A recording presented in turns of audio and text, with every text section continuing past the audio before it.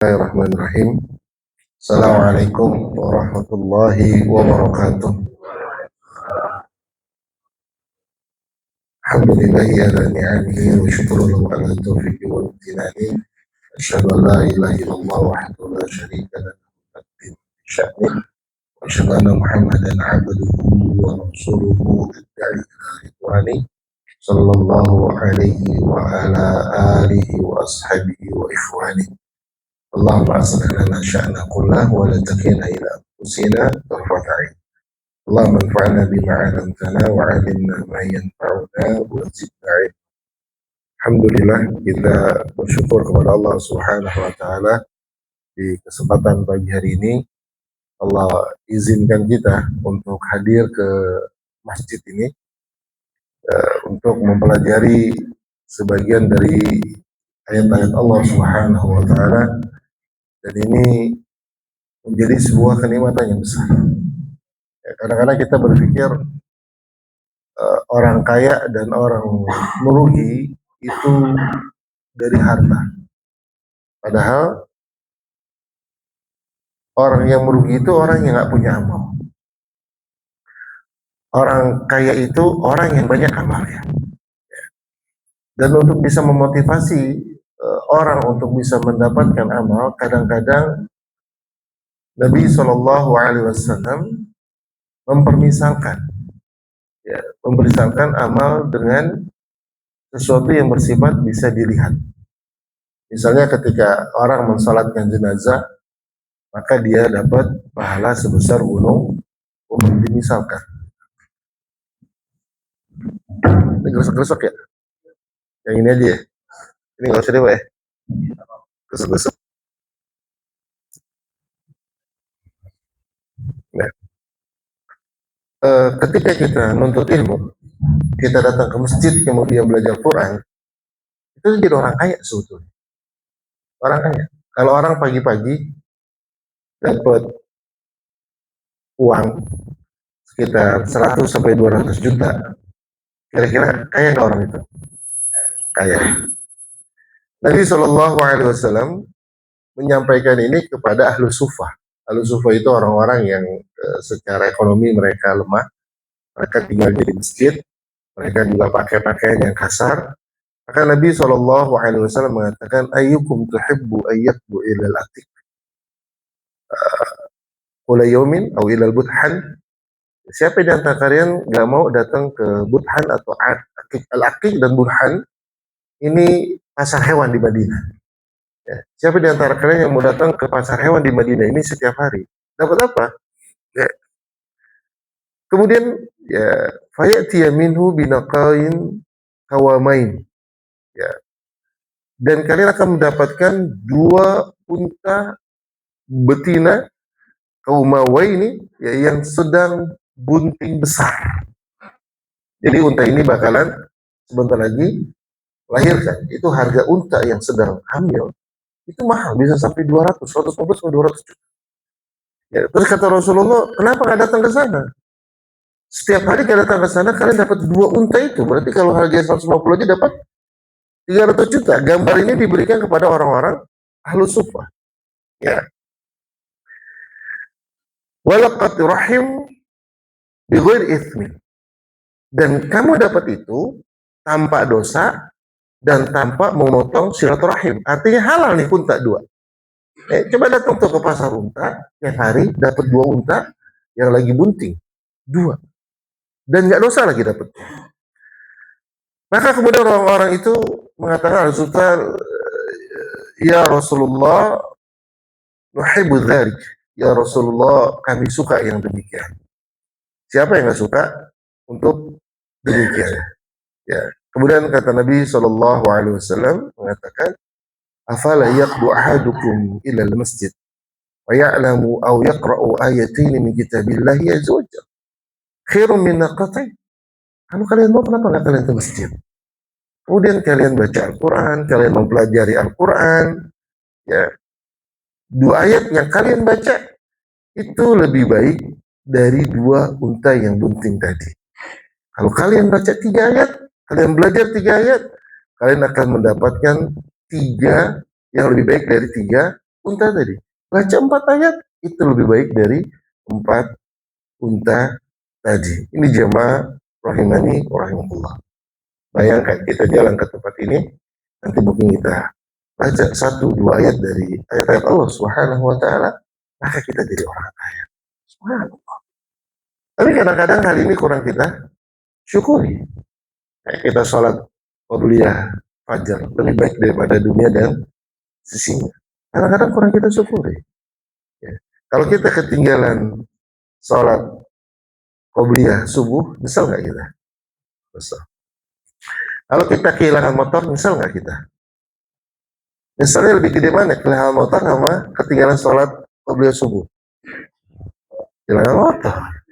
Ya. Kehilangan motor. Padahal yang hilang dari kita jauh lebih besar kalau kita nggak bisa sholat qabliyah subuh. Motor cuma satu. Ini qabliyah subuh dunia dan seisinya. Ya.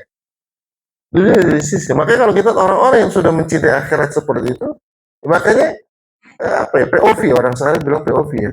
Mungkin kita pernah dengar ada seorang sahabat yang kemudian ketinggalan sholat asar berjamaah, ya, bukan dengan sholat asar sampai masjid udah telat, udah selesai. Apa yang dilakukan?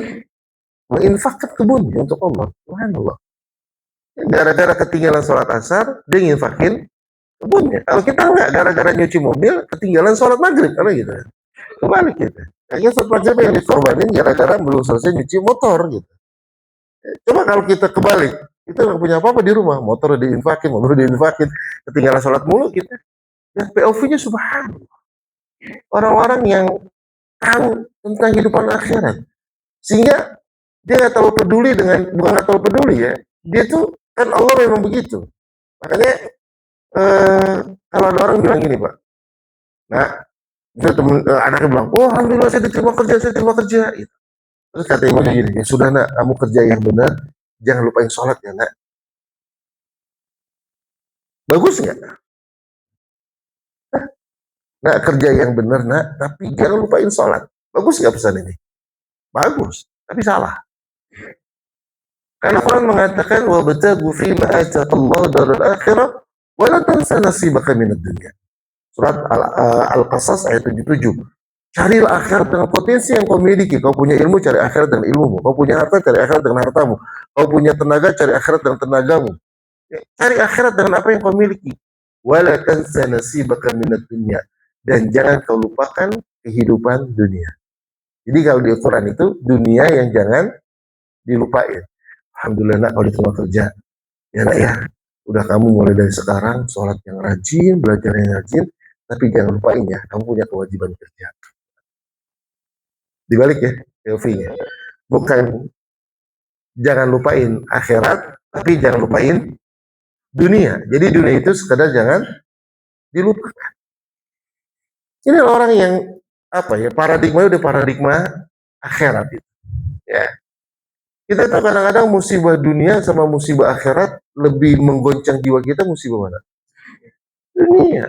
Pertamax dengan 16.000 aja ramai kita. Ya. Ketika akhirat kita rusak, enggak. Ya. Coba lebih repot mana seseorang melihat Pertamax naik secara umum ya. Ngeliat pertama naik sama ngeliat anaknya nyanyi-nyanyi waktu 17 Agustusan. Lebih keganggu yang mana dia? Pertamax naik.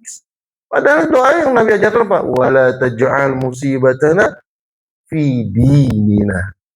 Yang kau jadikan musibah di dalam urusan agama. Ya, subhanallah. Ini jemaah rahimani wa rahimakumullah. Cuma kadang-kadang kalau kita bilang begitu ya sudahlah, kita tenang aja sabar, Tuhan waktu dolar 14.000 sama Tuhan waktu 18.000, Tuhannya juga sama kok gitu. Oh buzzer nih, dibilang buzzer gitu. Padahal urusan pemerintah dia punya dosa dia sama Allah lah. Tapi bagaimana kemudian kita mensikapi ini? Kita nggak suka ya kita nggak suka. Kita nggak suka, kita nggak suka. Kita keganggu, ya keganggu. Ya kita keganggu. Ya cuma ya sudah lah. Ya musibah. Untungnya cuma musibah ya, dunia. Ya, coba tiba-tiba ada peraturan ya seperti dulu waktu saya SMA tuh orang mau foto ijazah itu yang perempuan harus kelihatan kupingnya. Kalau nggak bisa ijazah. Itu kan lebih bahaya lagi ketimbang ya ekonomi yang seperti ini. Walaupun kita nggak suka dengan ekonomi yang seperti ini, kita nggak suka, tapi itu musibah. Jadi urusan pemerintah sama dia dosa, urusan dia sama Allah lah, ya. Tapi kita mensikapinya dengan ya tetap jangan satu dosa membuat kita melakukan perbuatan dosa. Boleh nggak kita berdosa gara-gara dosa orang? Dalam dalam petunjuk Nabi, kalau ada orang berdosa, boleh nggak kita melakukan dosa gara-gara dosa orang itu? Nggak boleh. Tapi kita harus mengikutinya dengan mensikapinya dengan mengikuti Rasul Shallallahu Alaihi Wasallam. Misalnya, seorang suami ngeliat istrinya selingkuh, boleh nggak dia mukul istrinya? Boleh nggak dia mukulin istrinya? Sampai kemudian istri berdarah-darah, boleh nggak? Hah? Kita ngeliat orang selingkuh gitu, istri kita diselingkuhin, terus boleh nggak kita pukul istri kita sampai berdarah-berdarah? Hah? Boleh nggak laki-laki itu kita pukulin sampai berdarah-berdarah? Iya, makanya saya tanya. Coba sekarang kita ngeliat gitu, nauzubillah, semoga nggak terjadi gitu ya, nauzubillah. Tapi dalam akal pikiran kita, apa? Loh, kalau gue matiin tuh, ngapain dimatiin? Ceraiin aja, udah ganti yang lain. Susah banget sih. Ya. Artinya nggak boleh dosa, dia membuat kita melakukan perbuatan dosa gitu. Tapi kita harus mensikapi dengan cara yang tepat. Yang konyol digebukin, tetap dirujuk, bego ini namanya. Ceraiin aja udah. Apa yang perempuan kita dipertahanin? Tetap nggak dosa, tapi kita halal mengambil sebuah langkah yang benar. Nah, ini harusnya begitu. Gitu. Ya kan? Kesalahan seseorang membuat kita melakukan kesalahan. Maka Nabi Shallallahu Alaihi Wasallam ketika makan ada athar itu orang yang selfish, orang yang orang yang egois. Apa kata Nabi Shallallahu Alaihi Wasallam? Ini pemimpin yang athar. Ini juga bisa buat rumah tangga, suami yang athar atau pemimpin yang athar. Kata Nabi Shallallahu Alaihi Wasallam, fasallallah haqqakum. Mintalah kepada Allah hak kalian. Wa atu haqqahum, dan penuhi haknya. Jadi seorang istri ketika suaminya zolim, apa yang harus dilakukan? Membalas kezolimannya atau bersikap sesuai dengan perintah Allah? Bersikap sesuai dengan perintah Allah. Apa yang dilakukan? Tetap taat sama suaminya. Nggak boleh kesalahan suami membuat dia tidak taat. Misal suaminya melakukan kemaksiatan, suaminya selingkuh. Akhirnya apa yang dilakukan si istri? Membalas selingkuh suaminya dengan selingkuh lagi. Ya enggak, kalau istri mah tetap taat. Kalau suami ceraiin istrinya, kayak enak banget, kayak begitu petunjuknya. Maka kita lihat coba, siapa salah satu pemimpin wanita di surga? Sebutin 4 pemimpin wanita di surga. Khadijah, Asia, Maryam bintu Imran, satu lagi Fatimah. Salah satunya siapa? Asia. Istrinya siapa? Firaun. Firaun gimana kelakuannya? Kenapa kemudian Asia tetap masuk surga? Bisa bersikap dengan tepat. Itu bersikap dengan tepat. Gitu. Jadi bukan berarti kita menormalisasi sebuah kezoliman, tapi kita bisa bersikap tepat atas sebuah kezoliman. Gitu. Bukan berarti kemudian kita diem-diem aja kita ngatakan ini nggak zolim, ini zolim. Tapi kenapa Nabi nyuruh kita sabar? Itu kita sabar. Ya makanya kan sering kita katakan khairul hadi Muhammadin Sallallahu Alaihi Wasallam. Sebaik-baiknya petunjuk adalah petunjuk dari Nabi Sallallahu Alaihi Wasallam. Cuma pertanyaan gini, kalau ada seorang anak dari kecil dibuang sama ibunya, nggak diurusin sama ibunya, itu anak jadi anak yang sukses. Tiba-tiba ketika dewasa ibunya datang, ya kemudian minta nafkah sama anaknya. Anaknya wajib nggak taat sama ibunya? Wajib. Kenapa harus wajib taat? Karena perintah Allah, bukan karena ibunya baik. Kalau ditanya kenapa kita baik kepada orang tua, karena ibu kita yang telah melahirkan kita, telah mendidik kita, telah merawat kita, telah membesarkan kita. Kalau enggak, itu bukan alasan. Alasannya karena perintah Allah. Dan disinilah ketundukan yang luar biasa. Jadi kalau seorang wanita kemudian taat sama suaminya kaya, soleh, ganteng, romantis, royal, wanita itu taat, nggak keren wanita itu. Nggak keren. Tapi wanita itu taat sama suami udah jelek, miskin, pelit, sombong, ngomongnya mau kawin mulu lagi, tapi dia masih taat, ya hebat nih perempuan. Hebat perempuan. Karena tingkat ketundukannya murni kepada Allah Subhanahu wa taala. Ini jamaah rahimani wa rahimakumullah. Jadi POV-nya akhirat. Dan apa-apalah susah di dunia, nanti di akhirat juga mudah-mudahan ini ngurangin dosa. Ya, musibah ini bisa ngurangin dosa. Mungkin ini caranya Allah biar kita bisa masuk surga dengan apa? Dengan musibah. Ini kan Ya, kita menghadapinya dengan POV akhirat. Dan itu banyak dalam kehidupan kita yang kita kadang-kadang harus switching paradigma. Ya. Baik jemaah rahimani wa rahimahullah. Ya, dan yang mungkin kita punya paradigma akhirat kalau enggak nuntut ilmu. Karena paradigma itu ya terbentuk dari informasi. Paradigma terbentuk dari informasi. Teman-teman mungkin sering dengar ketika saya memberikan sebuah contoh. Ya, ada dua orang berjalan di malam yang gelap, malam Jumat Kliwon, di dalam hutan dekat perkuburan serem, perkuburan angker. Dua orang jalan. Tiba-tiba lewat tempat itu bau wangi. Kira-kira pikiran kita apa? Dia lewat tempat, ada rumah kosong, ya sebelahnya kebun-kebun, kemudian kita lewat malam-malam berdua sama teman kita, tiba-tiba bau wangi. Pikiran kita apa? Ada yang jualan parfum malam-malam. Malam-malam jualan parfum dekat rumah kosong. Kunti yang jualan. Apa kira-kira? Kuntilanak. Selain kuntilanak, ada bunga yang mekar. Tapi nggak mungkin kita berpikir bunga yang mekar kalau tiap hari kita nggak masuk informasi tentang bunga-bunga. Ya tiap hari kita nontonnya begituan, susah ngesot, beranak dalam kubur, pabrik gula, terus apa lagi tuh. Ya, itu mah film zaman dulu, kalau zaman sekarang saya nggak tahu itu. Itu waktu saya kecil nonton layar tancap filmnya gituan tuh. Gitu. Bayi ajaib waktu kecil tuh. Ya. Tapi kalau tiap hari dengarnya tentang ya bunga-bunga langka, bunga yang berkembang di waktu malam, misalnya macam kayak sedap malam, oh bau sedap malam. Tapi OV-nya beda. Ya makanya kita lihat ada sebagian orang yang kemudian saya nggak ngikutin sih, tapi pernah lewat itu. Ya walaupun dia bukan seorang, saya tidak mengatakan dia seorang muslim yang baik gitu. Ya, dan saya melihat ini terlalu berlebihan. Saya pikir ini POV ini penting. Gitu. Ya ketika dia naik gunung bilang kadang-kadang orang lihat ada suara di ini, ada bayangin ini, itu kan POV, itu kan sudut pandang. Ya, karena kita pikirnya ya ada orang belaga-belaga kesurupan, kita bilang kesurupan benar nih.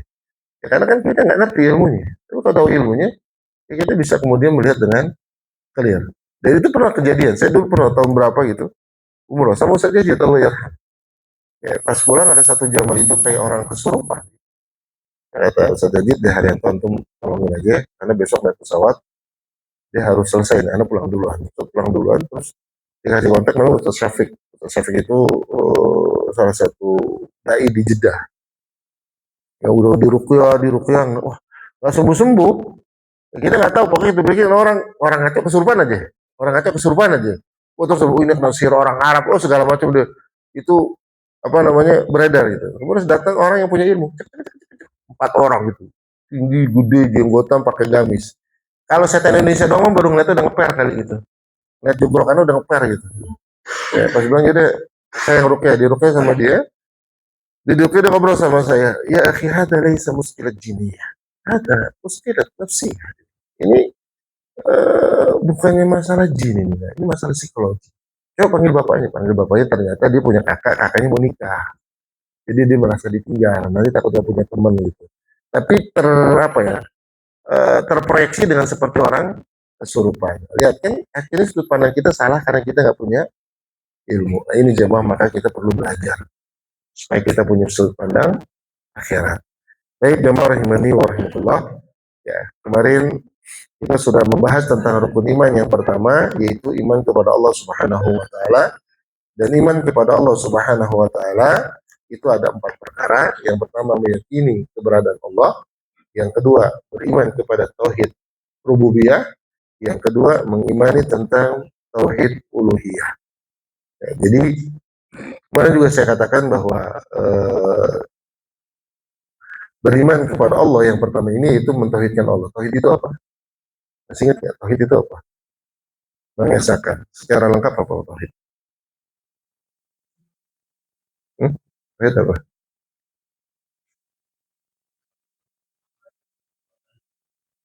Allah barik fik.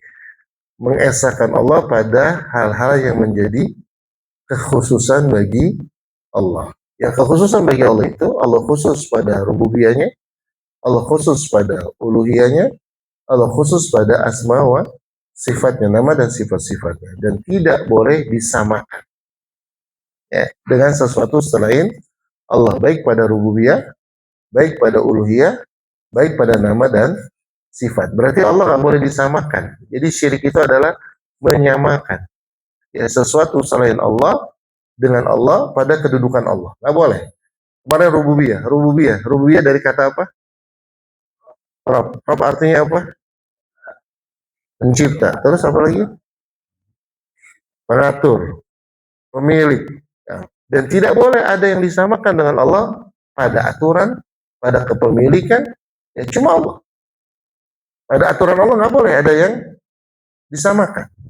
Ya, berarti yang mengatur alam ini siapa? Allah. Yang bisa membuat orang itu sembuh, bisa membuat orang itu sehat, bisa membuat orang itu kaya, itu siapa? Allah. Yang bisa membuat orang itu sukses siapa? Allah. Jadi kalau ada seorang pengurus masjid kemarin ada Idul Adha, apa namanya, pelaksanaan Idul Adhanya sukses, kemudian ketua DKM bilang gini, alhamdulillah jamaah dengan izin Allah dan kerja keras serta kekompokan kita semua, acara ini berhasil dengan baik. Boleh atau tidak? Tidak. Kenapa tidak? Karena menyamakan. Ya, menyamakan. Izin Allah dan kekompakan. Berarti telah menyamakan Allah, ya, dengan kekompakan. Makanya harusnya disebutkan dengan sesuatu yang datangnya kemudian. Dengan izin Allah kemudian. Datang setelahnya. Artinya kekompakan kita pun itu di bawah izin Allah. Kalau Allah izinkan, nggak terjadi kekompakan. Ya, kemarin saya sholat Idul Adha jadi imam di satu tempat, ya, jadi khatib di satu tempat, imam juga pernah bilang, saat kemarin sini ada masalah apa nih bagi? Anu tahu kan si Fulan dia, tahu gitu. Itu hampir baca-baca sama panitia yang lain gara-gara Idul Adha itu. Ya nggak bisa kompak kalau Allah nggak jaga gitu kan. Jadi artinya saya mengatakan ini nggak boleh kita menyamakan. Ya, tidak boleh kita menyamakan pada rububiyah dan uluhiyah. Sekarang kita masuk tauhid uluhiyah. Uluhiyah itu dari kata ilah. Ya, ilah. Ilah itu artinya sembahan, yang disembah. Maka tauhid uluhiyah adalah menjadikan Allah satu-satunya zat yang diibadahi. Menjadikan Allah satu-satunya zat yang diibadahi.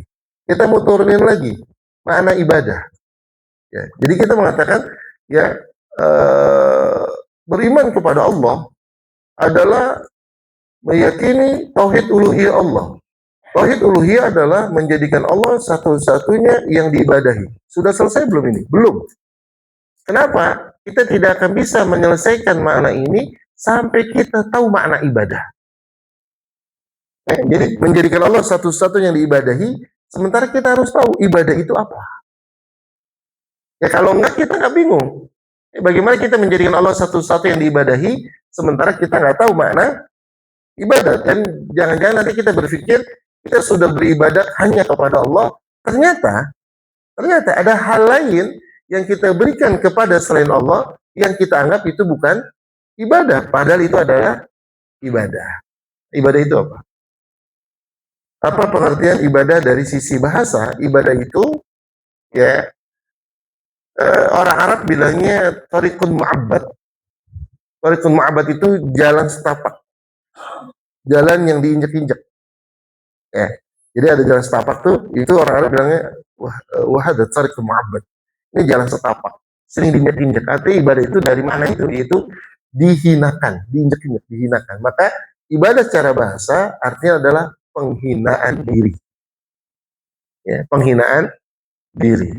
Maka dikatakan doa itu ibadah. Kenapa? Karena doa dan ibadah sama-sama menghinakan diri. Siapa orang yang paling pandai beribadah? Pasti dia pandai berdoa. Dan kalau kita pengen beribadah, belajarlah dengan bagaimana kita berdoa. Ya, menghinakan diri. Baik. Maka ibadah adalah secara bahasa penghinaan diri. Ya, secara bahasa akar katanya. Maka Imam Ibnu Qayyim mengatakan ibadah itu adalah puncak kehinaan dan puncak kecintaan. Ini perkataan Imam Ibnu Qayyim, puncak ibadah dan puncak kehinaan. Artinya secara roh, jiwa kita itu menghinakan diri kepada Allah di saat yang bersamaan kita mencintai Allah. Dan ini sulit. Kecuali untuk Allah. Ini sulit, kecuali untuk Allah. Ya, kita bisa cinta, tapi kita nggak bisa menghinakan diri. Bapak-bapak cinta nggak sama istrinya? Cinta. Mau nggak menghinakan diri kepada istri? Nggak mau. Tapi kepada Allah ini muncul penghinaan, dan bahkan bukan penghinaan, puncak penghinaan diri dan puncak kecintaan. Sementara Imam Taimiyah mengatakan ibadah itu, nah ini yang kita mau coba lihat dalam aplikasinya. Ibadah, kata beliau rahimahullah, ya, ismun jami'un min qaulin wa fi'lin. Setiap nama yang dicintai oleh Allah, diridhoi oleh Allah, baik perkataan maupun perbuatan, yang lahir maupun yang tidak tampak. Berarti kalau kita katakan Allah satu-satunya zat yang diibadahi, berarti kita memberikan perkataan yang nampak, perkataan yang tidak tampak, perbuatan lahir, perbuatan yang tidak tampak untuk Allah. Kita ambil contohnya sekarang. Misalnya apa yang pertama? Perkataan nampak. Apa bentuknya ibadah dalam bentuk perkataan nampak? Kita melakukan sebuah perkataan, mengucapkan sebuah perkataan yang Allah cintai, itu maka itu menjadi sebuah ibadah. Contohnya apa misalnya? Zikir. Terus apa lagi? Baca Quran. Terus apa lagi? Doa. Doa itu berarti ibadah nggak? Ibadah. Doa itu ibadah. Ibadah dalam bentuk perkataan. Yang nampak atau tidak tampak? Yang nampak. Jadi doa itu adalah ibadah bentuk perkataan yang nampak. Dan nggak boleh doa ini untuk selain Allah. Doa itu artinya apa doa itu? Ya? Meminta. Maka kalau kita kumpulkan doa itu secara umum ada dua. Meminta maslahat atau berlindung dari mudarat. Seluruh doa yang antum hafal itu akan berkumpul pada dua ini. Kalau nggak minta manfaat, berlindung dari mudarat. Sekarang ada orang lewat tempat serem, kemudian bilang numpang-numpang. Kalimat numpang-numpang itu kalimat minta apa? Minta perlindungan kepada siapa? Hah? Kepada si manis jembatan bencongan. Ya. Berarti itu termasuk doa nggak? Doa. Berarti ibadah nggak? Ibadah. Berarti dia bertauhid nggak? Tidak, karena memberikan ibadah kepada selain Allah. Cuma dengan kata itu. Kenapa? Karena ibadah ada dalam bentuk perkataan. Ya, apalagi misalnya ya, bersumpah demi Allah. Ibadah bukan? Ibadah. Kalau bersumpah selain Allah, syirik. Demi Rasulullah, boleh nggak? Nggak boleh. Banyak nggak orang bilang itu? Mana? Nggak sadar dia. Ya. Karena sumpah itu ibadah. Nggak boleh kita bersumpah dengan selain nama Allah. Nah ini perkataan yang nampak. Yang kedua, ibadah itu dalam perkataan yang tidak tampak, zikir dalam hati. Kemudian yang ketiga, perbuatan yang nampak. Perbuatan yang nampak. Apa misalnya? Sholat, haji, umroh, ya, jihad. Ya. Ini perbuatan. Menyembelih, ini perbuatan. Perbuatan yang nampak. Kemudian yang keempat, ibadah itu, kata Imam Ibnu Taimiyah, adalah perbuatan yang tidak tampak. Apa itu misalnya? Takut, harap, bergantung, cinta. Ya. Ini semua masuk perbuatan ya, yang tidak tampak. Maka ketika kita katakan tauhid uluhiyah, kita beriman kepada Allah, maka kita jadikan Allah satu-satunya yang diibadahi, baik ibadah dalam bentuk perkataan yang nampak, perkataan yang tidak nampak, perbuatan yang nampak, maupun perbuatan yang tidak nampak. Ini tauhid uluhiyah pengertiannya. Tauhid uluhiyah. Dan tauhid uluhiyah ini konsekuensi dari tauhid rububiyah. Orang yang meyakini Allah sebagai Rabb, secara konsekuensi dia harus meyakini Allah sebagai ilah. Ada yang masih kerja, ya, kerja, taat nggak sama perusahaan? Kenapa taat sama perusahaan? Karena digaji, karena yang gaji perusahaan. Nah sekarang gimana kita taat kepada Allah? Allah yang ngasih nikmat buat kita.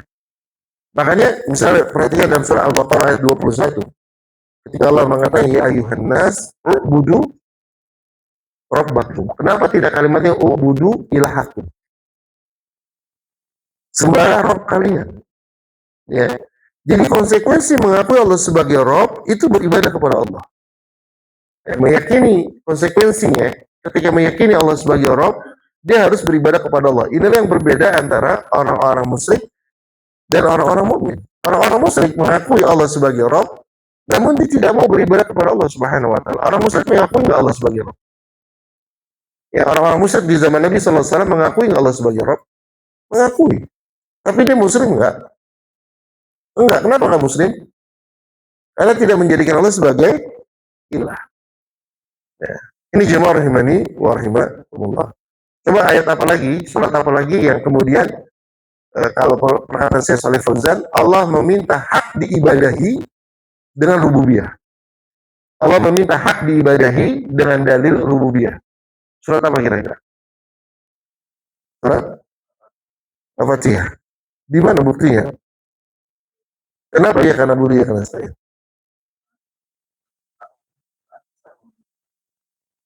Bukan. Allah minta seperti tadi surat Al-Baqarah 21, sembahlah Allah karena Allah yang telah menciptakan kalian. Jadi Allah meminta hak peribadatan karena Allah sebagai Rabb. Allah minta hak diibadahi karena Allah udah ngasih nikmat, Allah udah ngidupin kita, tadi kan alladzi khalaqakum walladzina min qablikum. Itu kan berarti gitu. Allah minta diibadahi dengan dalil sebagai Rabb. Surat apa lagi kira-kira? Al-Kautsar. Inna a'tayna, apa artinya? Sesungguhnya a'tayna, kami telah memberikan kepada Kautsar, nikmat yang banyak dalam sebuah terjemahan. Ketika Allah mengatakan sesungguhnya kami telah memberikan nikmat yang banyak kepadamu, kepada apa yang Allah minta? Fasalli, salat. Ya, dan sembelih. Fasalli li rabbika wanhar. Dua, Allah minta kita salat dan Allah minta kita menyembelih. Konsekuensi dari apa? Dari nikmat yang Allah berikan kepada kita. Subhanallah. Maka kalau kita nggak kurban, kayaknya kita malu. Baca ayat itu ayat favorit kita kan? Ayat favorit, tapi kita nggak sadar kita tuh sedang disindir sama Allah. Inna a'tayna kal kautsar. Kami telah memberikan padamu nikmat yang banyak. Fasoli. Kalau memang demikian, kalau kau akui nikmat itu dariku, salat dong. Oleh Rabbika wanhar, dan sembelih dong. Oh, kita baca surat itu, kita yakin surat itu, tapi kita nggak pernah kurban. Nah, kurban berapa sekarang? 3 juta ya? 3 juta dapat kan? Saya dapatlah kambing yang layak buat dikurbankan 3 juta. 3 juta dibagi 12 berapa? 250 ribu ya? 250 ribu dibagi 24 lah misalnya, 2 tahun. 125. Ya, paling nggak kalau kita nggak mampu 2 tahun sekali lah kita kurban. Ya. Beli kuota bisa. Kuota cepat. Ya, buat kurban 125 nggak bisa ngumpulin, bilangnya nggak mampu. Kurban bukan buat orang kaya. Kurban buat orang yang mengakui dapat nikmat dari Allah. Lihat, ini konsekuensi beribadah kepada Allah karena kita yakin dan kita meyakini Allah udah ngasih nikmat buat kita. Ini ayat favorit. Kita senang membaca jadi ini padahal kita lagi tanda kutip ya. Tanda kutip kalau orang bertanya, lu lagi digebukin lu dengan ayat ini. Ya, punya motor, punya handphone, nggak kurban. Nah, ini jemaah rahimani warahmatullah. Ya, jadi tauhid uluhiyah adalah menjadikan Allah satu-satunya yang diibadahi. Dan ibadah tadi dalam 4 bentuk. Dan tauhid uluhiyah ini konsekuensi dari tauhid rububiyah. Ya, tauhid uluhiyah ini konsekuensi dari tauhid rububiyah. Dari mana kita tahu? Dari surat Al-Baqarah ayat 21 dan surat Al-Kautsar. Ya. Baik. Maka di sini disebut buku, ini nggak ada yang punya buku ya. Mungkin bulan depan saya minta ada bukunya, entah dipinjemin, entah beli gitu ya. Kan masih saya kasih tuh fotonya gitu. Ya kalau ngaji kitab, nggak punya kitab gimana urusannya gitu. Ya, cari diadain lah masjid lah, belilah gitu. Ya, jangan jiping, ntar susah kalau jiping gitu. Ya, kemampuan kita untuk menghafalkan lemah gitu. Walaupun ini kitab standar, penjelasannya lebih banyak di luar kitab, tapi paling tidak ada yang bisa kita bawa pulang gitu. Ya, ada yang kemudian bisa kita ingat-ingat lagi. Baik, mengimani uluhiyah Allah, yaitu mengimani bahwa Allah adalah satu-satunya Tuhan yang hak, sembahan yang hak yang tidak ada sekutu baginya. Ya, kemudian beliau mengatakan, kata ilah maknanya adalah maklu. Maklu artinya makbud, yang berarti yang disembah. atas dasar cinta dan pengagungan. Nah, tadi puncak kecintaan. Jadi ibadahi. Ya, maka Allah Subhanahu wa taala sebutkan dalam Al-Baqarah ayat 163, wa ilahukum ilahu wahid. Dan Tuhan sembahan kalian adalah Tuhan sembahan yang Maha Esa. La ilaha illallah rahmanur rahim. Dan tidak Tuhan yang berhak disembah kecuali Dia yang Maha Pengasih lagi Maha Penyayang. Jadi banyak ayat-ayat yang kemudian cuma Allah satu-satunya yang berhak diibadahi, satu-satunya yang berhak disembah. Cuma Allah, nggak ada yang lain gitu. Ya. Ini normatif sebetulnya. Ini normatif. Maka saya katakan kadang-kadang orang mengatakan la ilaha illallah itu mudah. La ilaha illallah, tiada ilah yang berhak diibadahi dengan benar selain Allah. Tapi ditanya mana ibadah apa? Ternyata ibadah maksudnya dalam kecintaan, ketawakalan. Kan aneh kalau kemudian ada orang ucapin la ilaha illallah tapi bertawakal kepada selain Allah. Ya, ini aneh. Ada orang yang kemudian mengatakan la ilaha illallah tapi pada saat yang bersamaan dia beribadah kepada selain Allah. Ada nggak orang yang ucapin la ilaha illallah tapi beribadah kepada selain Allah? Apa contohnya? Kalau banyak apa contohnya? Hmm? Orang yang nyembelih kerbau, kemudian kerbau itu disedekahkan ke laut, dan mengatakan la ilaha illallah, la ilaha illallah. Tapi dia menyembelih untuk penghuni laut. Gimana dia ucapin la ilaha illallah tapi dia beribadah bukan untuk Allah? Ya kenapa? Karena la ilaha illallah cuma dilafaz doang, tidak dipahami dengan benar. Maka orang-orang di zaman Nabi SAW lebih paham makna la ilaha illallah ketimbang orang zaman sekarang.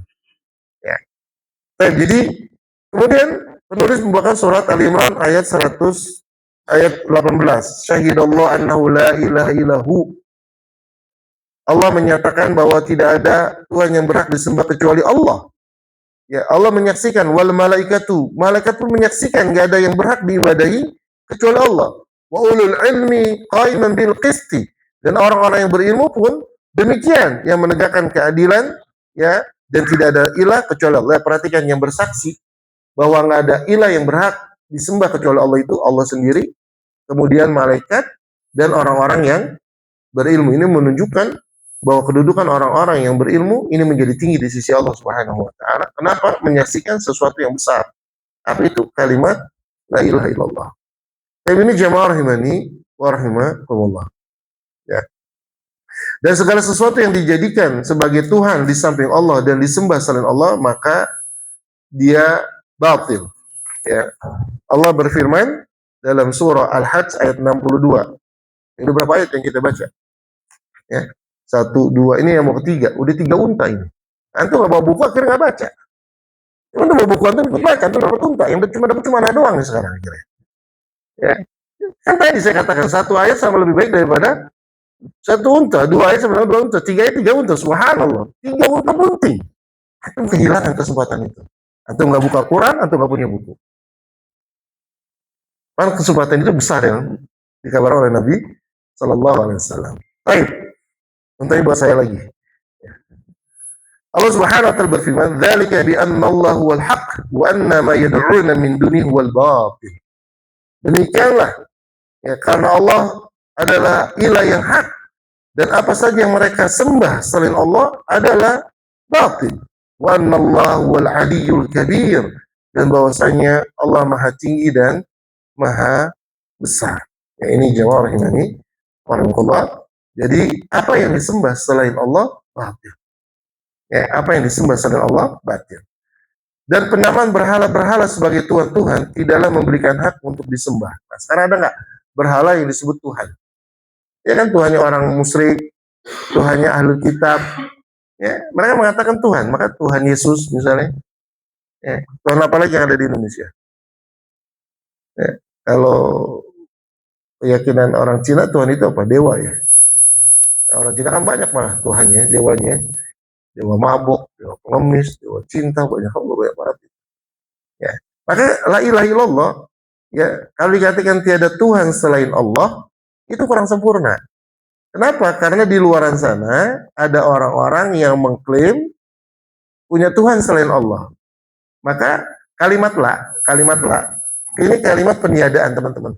Ya, jemaah, la, peniadaan itu tidak selalu dalam bentuk peniadaan zat. Walaupun memang peniadaan itu ada peniadaan zat, ya. Misal la haula wala quwata illa billah. Nggak ada kekuatan, daya dan upaya. Zat, nggak ada kekuatan kecuali kekuatan Allah. Tapi kadang-kadang la itu peniadaannya bukan zat. Zatnya ada, tapi yang nggak ada keabsahan. Misalnya la solata liman lam yaqra bi fatihatil kitab. Nggak ada sholat buat orang yang nggak baca Al-Fatihah. Sholatnya ada nggak? Sholatnya ada. Yang nggak ada apanya? Keabsahannya. Kadang-kadang Allah datang untuk meniadakan kesempurnaan. Zatnya ada, sah, namun nggak sempurna. Seperti hadis Nabi, la wudu'a liman lam yadhkurismallahu fi. Nggak ada wudu buat orang yang nggak nyebut nama Allah ketika wudu. Wudunya ada nggak? Ada. Sah nggak? Sah, tapi tidak sempurna. Jadi kalimat la ini tidak harus meniadakan zat. Ya, kalimat ini tidak harus meniadakan zat. Makanya ketika la ilaha illallah, kenapa kemudian sempurna dan tiada yang berhak diibadahi dengan benar kecuali Allah? Karena la di sini ini meniadakan hak peribadatan. La di sini meniadakan hak peribadatan. Nggak ada yang berhak diibadahi dengan benar kecuali Allah. Makanya penamaan Allah buat selain Allah adalah penamaan yang batil. Biarkanlah penamaan itu ada, tapi Tuhan-Tuhan selain Allah, ya, secara eksistensi mereka ada di tengah-tengah masyarakat, tapi mereka nggak punya hak diibadahi. Dan itu makanya kalimat la ilaha illallah yang paling sempurna diterjemahkan dengan tiada yang berhak, tiada Tuhan yang berhak diibadahi dengan benar kecuali Allah. Tuhan-Tuhan itu ada, biarin dia ada. Karena memang secara kenyataan Tuhan-Tuhan itu ada yang dinamakan oleh manusia, tapi Tuhan-Tuhan itu tidak memiliki apa? Hak peribadatan, hak diibadahi. Nah, itu. Ya, maka di sini penulis mengatakan dan penamaan berhala-berhala sebagai Tuhan tidaklah memberikannya hak untuk disembah. Silakan berikan nama Tuhan buat Atta, Uzza yang kasih nama. Tapi nama itu sekedar nama, nggak punya hak untuk disembah. Jadi yang ditiadakan bukan penamaan Tuhannya, tapi yang ditiadakan apanya? Hak peribadatan baginya. Paham yang susah di sini? Nah, inilah kalimat la ilaha illallah yang benar, ya. Karena nama-nama itu Allah sebutkan dalam surah An-Najm ayat 23, in hiya illa asmaun samaitumuha antum wa abaukum. Karena itu cuma nama-nama yang kalian dan bapak-bapak kalian buat-buat aja. Ma anzalallahu biha min sultan. Dan Allah tidak menurunkan suatu keterangan apapun untuk menyembah ya nama-nama tersebut. Ya, ini jemaah rahimani wa rahimakumullah. Baik, jawab rahimani wa rahimakumullah. Jadi ketika kita mengatakan tauhid uluhiyah, maka kita meyakini Allah lah satu-satunya yang diibadahi. Ya. Juga kita bisa lihat ketika Allah Subhanahu wa taala menceritakan tentang Nabi Yusuf ketika berkata kepada dua orang, ya, yang satu penjara dengan Nabi Yusuf. Ya sahibai as-sijni arbabu mutafarriqun khairun amillahu wahidul qahar. Wahai kedua temanku. Ini dialog Nabi Yusuf ya, dengan dua teman yang satu penjara. Nabi Yusuf berdakwah. Ya, wahai dua temanku yang satu penjara, mana yang lebih baik, Tuhan yang bermacam-macam atau Allah yang Maha Esa, lagi Maha Qahar, Maha Perkasa? Ma ta'buduna min duni illa asma'an samaitumuha antum wa aba'ukum ma anzalallahu biha min sultan. Ya, karena apa yang kalian sembah itu cuma nama-nama yang kalian buat-buat aja. Dan apa yang dibuat oleh bapak-bapak kalian. Dan Allah tidak menurunkan suatu keterangan tentang nama-nama tersebut. Ya, ini jamaah rahimani wa rahimakumullah. Jadi, ya, kalaupun ada nama-nama Tuhan yang lain, itu cuma nama-nama yang dibuat-buat aja. Ya, ya nama-nama itu nggak punya hak untuk diibadahi. Nama itu nggak punya hak untuk diibadahi. Makanya para rasul ketika datang berdakwah, mereka mengatakan, "Oh, budullah malakum min ilahin ghairu." Sembahlah Allah ya karena kalian nggak punya sembahan selain Allah. Ini Nabi Hud mengatakan demikian kepada kaumnya, ya. Kemudian juga Nabi Shalih mengatakan demikian kepada kaumnya, dan beberapa ayat yang sama dengan kalimat yang sama. Ubudullaha ya, ubudullaha malakum min ilahin ghairu. Ya, kalian nggak punya Tuhan kecuali Allah. Ya tadi saya katakan, ya ini kan Tuhan-Tuhan itu bukan Rob. Kenapa bukan Rob tapi disembah? Ya untuk menjadikan syarat Tuhan itu harus Rob dulu. Maka saya katakan di awal kemarin kan eh, yang dibawa oleh seorang yang baru lahir di atas fitrah itu maksudnya apa? Pengakuan Allah sebagai Rob. Dan ini modal untuk bertauhid uluhiyah. Terus bagaimana kita menyembah kepada sesuatu yang nggak bisa memberikan pertolongan? Ya, mana Rob apa? Salah satu tadi pencipta. Terus bagaimana kemudian ada sesuatu yang dijadikan Tuhan tapi nggak bisa menciptakan? Ya, kualifikasi sebagai Tuhannya gugur langsung. Jadi syarat menjadi Tuhan yang pertama adalah mencipta, tidak dicipta.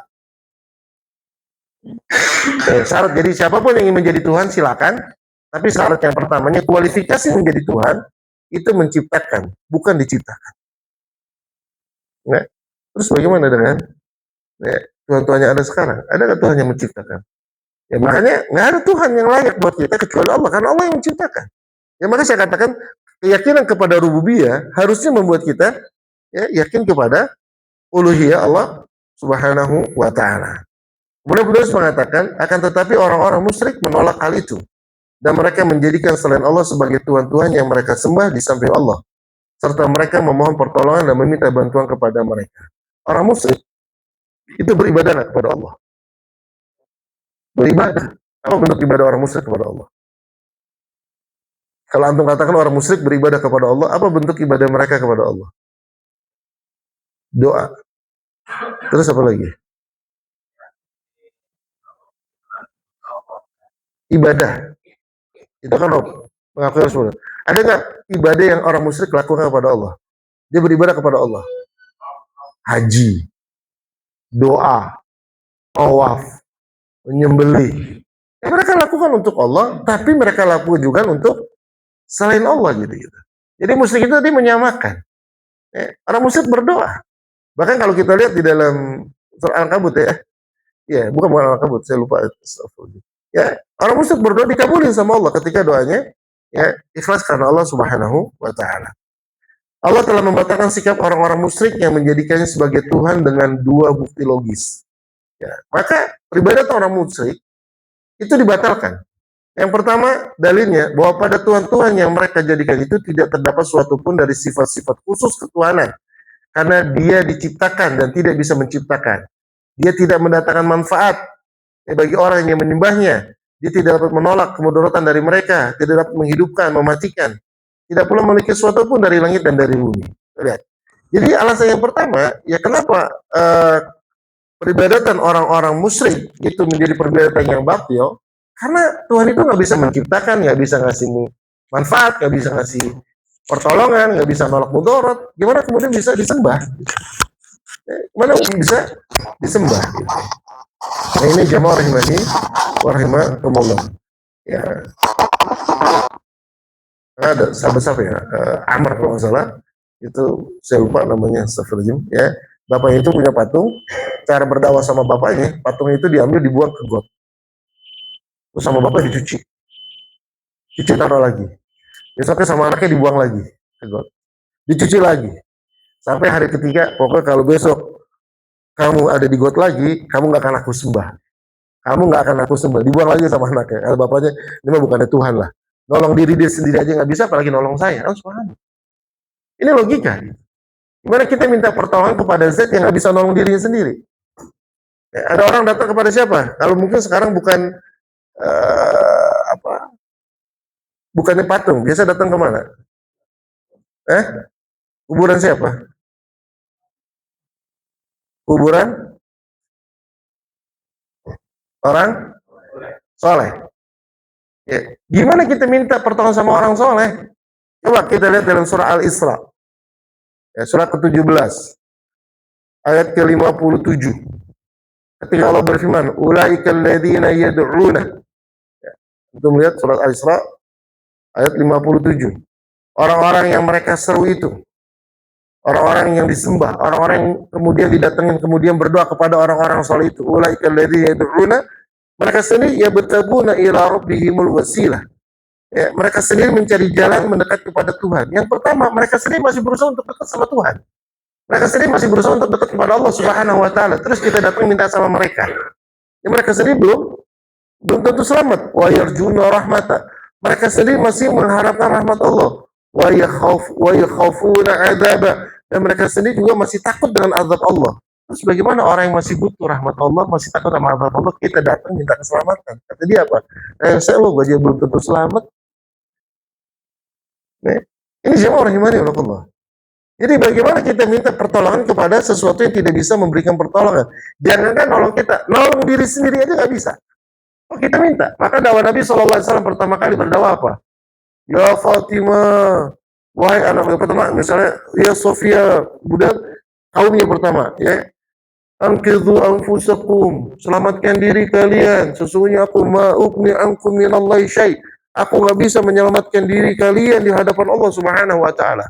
Kepada anaknya juga begitu. Ya Fatimah, anqidhi nafsak. Aku tidak selamatkan diri kalian. Ma'ubni anki syai'an indallah. Aku nggak bisa memberikan manfaat kepadamu di sisi Allah. Salni masyikti. Mintalah sesuatu yang kau inginkan dari hartaku. Tapi kalau minta keselamatan, aku nggak bisa memberikan keselamatan. Itu Nabi.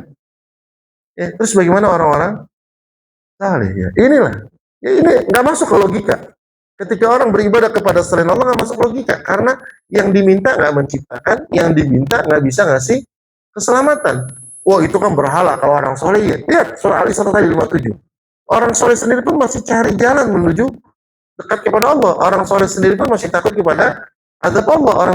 Orang soleh sendiri pun masih berharap rahmat Allah. Ya, kalau demikian, bagaimana kemudian? Maka di halaman selanjutnya 37 penulis mengatakan setelah ada beberapa dalil di sini, ya saya bacakan satu saja.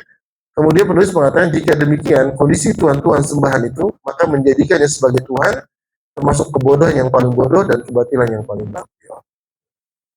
Nah, ini alasan yang pertama. Logika yang kedua, kenapa sembahan selain Allah nggak boleh dijadikan Tuhan? Ya, bahwasanya orang-orang musyrik itu mengakui bahwa Allah adalah satu-satunya Tuhan sang pencipta yang di tangannya kekuasaan, ya, dan segala sesuatu serta dia menyelamatkan dan tidak butuh untuk diselamatkan. Ini mengharuskan mereka agar menggantikan Allah dalam uluhiyahnya. Ya, tadi saya katakan.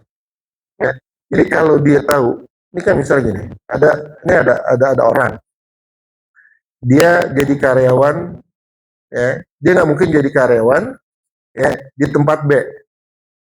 Ya. Jadi kan gini, ada orang, ya, sebetulnya yang ngasih hidup dia sehari-hari, nafkah dia sehari-hari itu si A. Ya, tapi dia kerja buat si B. Kan aneh. Yang pertama si B nggak ngasih apa-apa. Yang kedua, si A yang ngeri dia.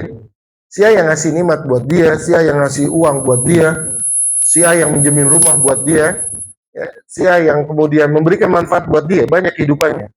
Sementara si B nggak ngasih apa-apa. Tapi dia orang ini, itu taatnya sama si B. Bodoh nggak? Wah, itu orang musyrik. Kalau dia tahu nikmat itu dari Allah, ya, sementara Tuhan yang nggak ngasih nikmat dan tidak bisa ngasih nikmat, tapi diberikan kepada Tuhan yang tidak bisa ngasih nikmat, ini kan sebuah kebodohan. Ini dua alasan yang disebutkan oleh penulis, ya, kenapa tidak ada Tuhan yang bisa diberikan hak peribadatan, ya karena mereka yang pertama Nabi nggak memberi, nggak menciptakan, yang kedua pengakuan akan nikmat yang diperoleh itu dari Allah tapi diberikan kepada selain Allah, maka ini sebuah kebatilan dan kebodohan kata penulis. Ya, Allah alam bisawab. Ya, pengakuan itu misalnya ketika Allah sebutkan di dalam surat Yunus ayat 31. Ya, ketika Allah meminta Rasul sallallahu alaihi wasallam. Jadi orang-orang musyrik mengakui Allah sebagai Rabb. Ya, ketika Allah mengatakan katakanlah ma yarzuqukum minas samai wal ard.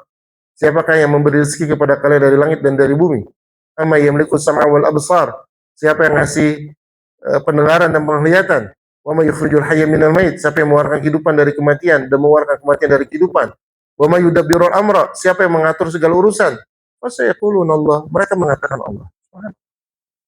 Berarti orang musyrik mengakui Allah sebagai pengatur, Allah sebagai pencipta, Allah sebagai pemberi rezeki, namun tidak memberikan peribadatan kepada Allah Subhanahu wa taala. Wallahu a'lam bishawab. Ini tentang beriman kepada Allah, yaitu yang kedua.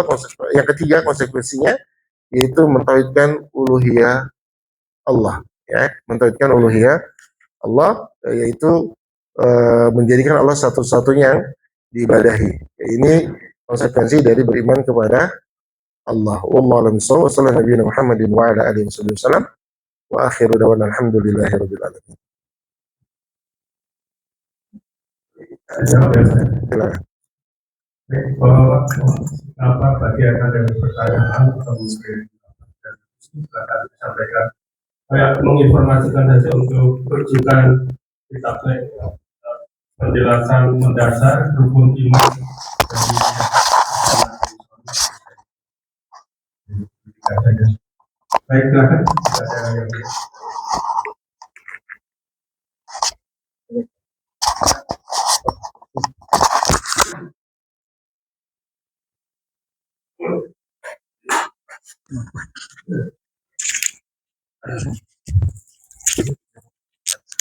Bismillah. Ustaz, tentang Nabi Isa. Ya. Kenapa Nabi Isa itu tidak disebut pencipta gitu di surat Al-Maidah itu kan Ayat berapa? Al-Maidah ayat berapa? 10. Oke, Nah, gitu kan. Itu kan sebentar saya lihat dulu. ketika dia membentuk atau menciptakan tanah untuk menjadi sebuah burung. Kan di sini ada ininya mencipta, membentuk gitu. Mohon penjelasan Ustaz. Oh iya. Ya memang mengatakan, tapi kalau kita terus ayatnya ketika dikatakan ya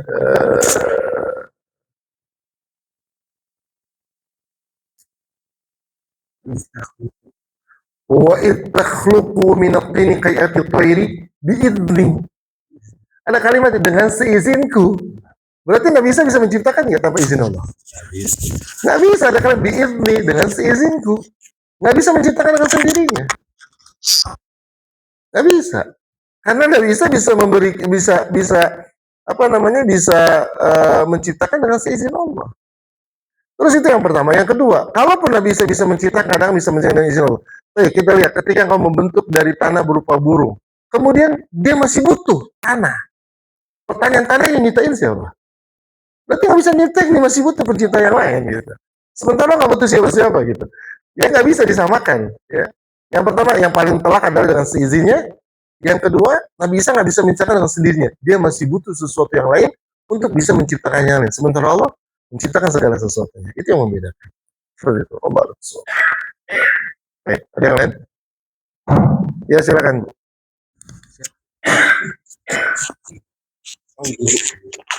Boleh. Ibu, maaf. Assalamualaikum Ustaz, mau bertanya, mohon izin. Saya ingin bertanya ini bagaimana ya Ustaz supaya tidak menjadi satu kesirikan apabila kita melakukan suatu pekerjaan, tapi misalnya taruhlah kita mau pergi, gitu kan, kita berserah diri kepada Allah, tapi di satu sisi kita harus mempersiapkan segala sesuatunya. Nah ini di mana ini penempatan yang benar Ustaz supaya syariat yang kita lakukan tidak menjadikan sebuah kesirikan. Satu. Kedua, di mana menempatkan amal ma'ruf dan nahi mungkar atas pemerintahan yang zalim supaya kita tidak juga melakukan suatu kesalahan. Demikian Ustaz, terima kasih. Assalamualaikum. Yang pertama, bagaimana kemudian ketika kita melakukan kita mengambil tadi maksud apa? Ketika kita ikhtiar supaya nggak syirik itu bagaimana? Saya tadi nggak nangkap gimana Bu? Gimana tadi ya?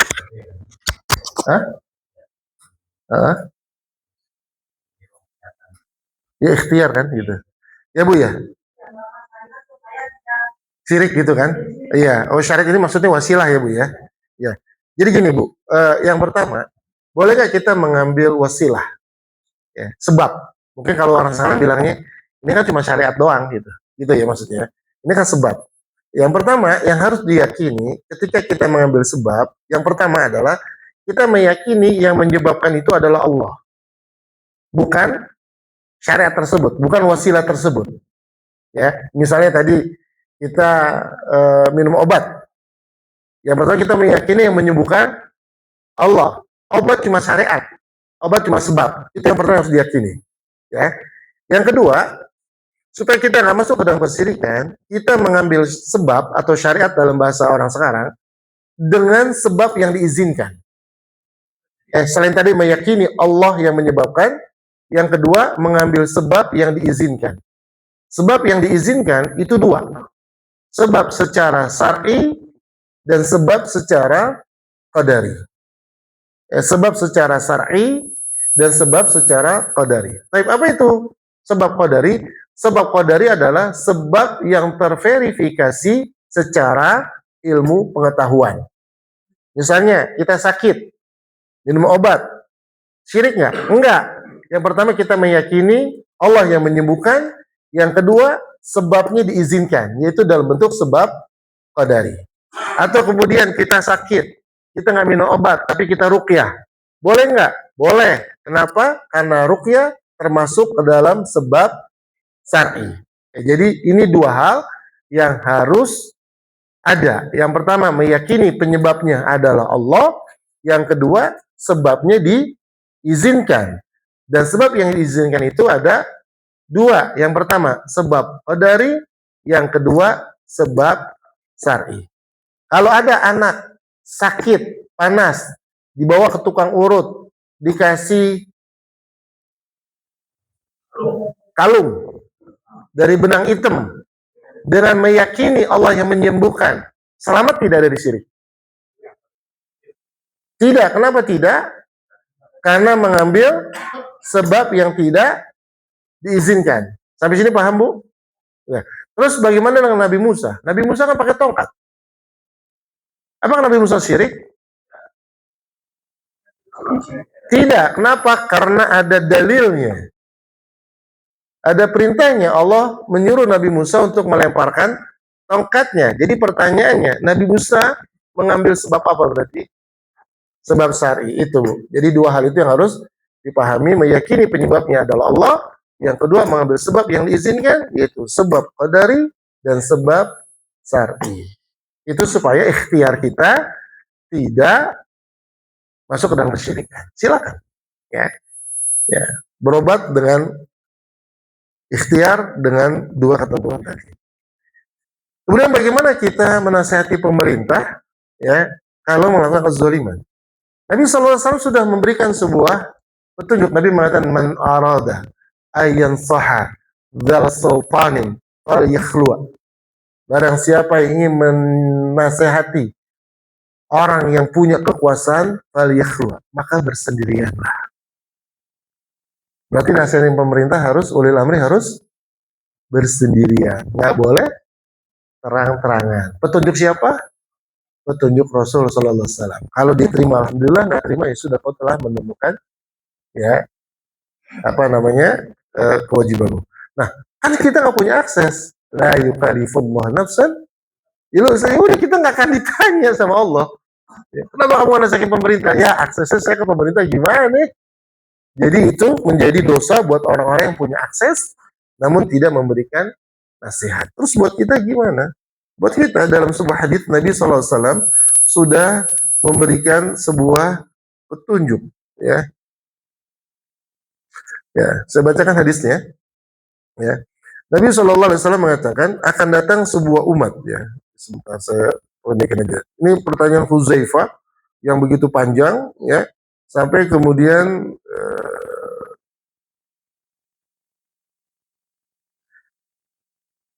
Nabi mengatakan nanti akan ada seorang pemimpin, ya, akan ada seorang pemimpin yang dia tidak memimpin, ya, dengan petunjuk Allah Subhanahu Wa Taala, ya, akhadha maluk, ya, dan pemimpin itu mengambil hartamu, wa dhariba dhahruk, dan punggungmu dipukul. Jadi hadis ini menjelaskan bahwa akan ada pemimpin yang kemudian dia memimpin tidak dengan hidayah dari Nabi SAW, kemudian dia memukul punggung kita, dan kemudian dia mengambil hak kita, Maka apa yang harus kita lakukan? Ya, Nabi SAW menyuruh kita ngapain? Sabar. Ya, menyuruh kita sabar. Wa in duriba dhahruk wa ukhidha maluk.